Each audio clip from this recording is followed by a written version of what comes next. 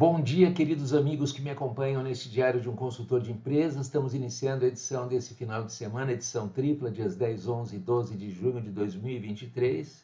E a gente vai falar sobre a importância de homens de confiança. Muitas vezes o fundador de uma empresa reserva seu homem de confiança para momentos decisivos dessa empresa, quando literalmente chega a hora de acelerar na decolagem. Foi o que fez o genial David Newman com seu brother de JetBlue, John Rodgerson, ao escolhê-lo para assumir o comando da Azul no ano de 2017. A empresa até então era comandada pelo Antonoaldo Neves. Ao anunciar o Rodgerson, o Newman afirmou o seguinte: John é um dos nossos fundadores e um líder extremamente qualificado para assumir essa posição. Teve um papel decisivo na criação da nossa cultura e foi responsável por levantar o capital necessário para construir a empresa. Fecha aspas. De 2017 até a pandemia, vez por outra, o Rodgerson manifestava-se procurando tomar mais pulso da situação. E aí veio um vendaval chamado Covid-19, aviões no chão, crise monumental, e o homem de confiança de Newman precisava dizer ao que veio. Em poucos meses de pandemia, ocupou a cena, dizendo, por exemplo, que ia comprar Latam e outras manifestações temporadas pela empolgação, porém, gradativamente, foi baixando o tom e revelando o espetacular profissional que é.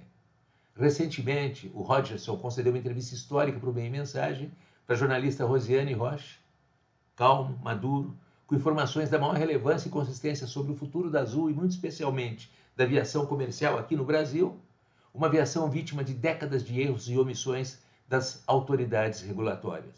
Eu procurei separar para a nossa reflexão de hoje alguns momentos dessa entrevista. Vamos lá. Sobre a fotografia hoje da Azul, segundo ele. O que ele disse? Crescemos durante a pandemia, somos 30% maiores do que éramos em 2019. Hoje, enquanto Gol e Latam estão em 50 cidades cada, Azul está em 153, mais de 3 vezes mais. E todas as cidades pequenas do Brasil têm demanda.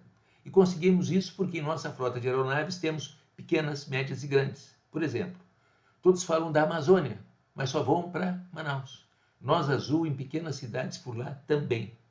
Enquanto as grandes cidades eram mais impactadas economicamente pela pandemia, o agronegócio crescia em todas essas pequenas cidades e onde estávamos presentes.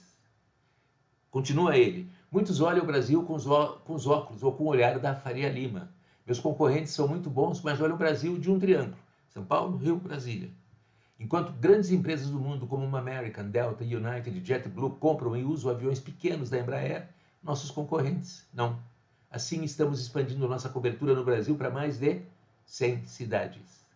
Aí ele falou sobre o desafio da aviação comercial. Dar lucro de longe é o maior desafio, né? Tudo a fazer para termos uma empresa saudável, rentável, é sermos econômicos. Isso definitivamente não é fácil no Brasil, diz ele. Por exemplo, o preço do combustível aqui é de 40% a 50% mais alto que nos Estados Unidos e na Europa. Assim, lá as empresas podem explorar mais e por mais tempo aviões de gerações passadas, porque ainda se sustentam. Por aqui, com combustível caro e beberrões que são esses aviões das gerações mais antigas, absolutamente impossível. Conclusão, Gol, Latam e Azul figuram dentre as empresas com as frotas mais novas em todo o mundo. O combustível representa, na média, 50% de todas as despesas e por isso, com os aviões da Embraer, que queimam 25% menos de combustível, ganhamos sustentabilidade.